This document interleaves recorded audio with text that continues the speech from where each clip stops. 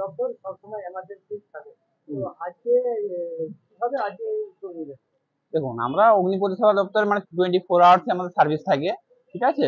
প্রত্যেক বছরে নেই, আমরা এই বছরও মানে এই 2-3 বছর যাবত ব্লাড ডোনেশন একটা ক্যাম্প করি, ঠিক আছে। বাঁকুড়া ডিস্ট্রিক্ট থ্যালাসেমিয়া রোগে সব ভুক্ত, হ্যাঁ।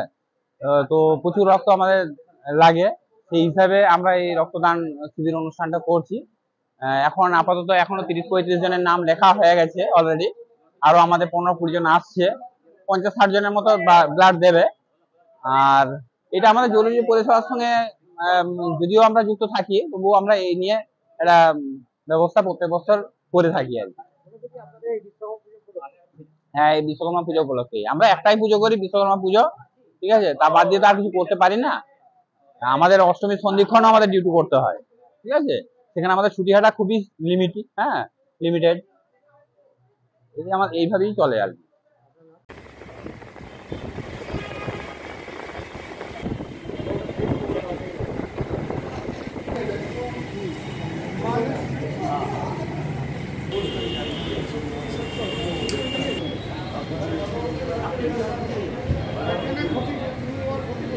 দিয়ে মাঠে পাঠাবো।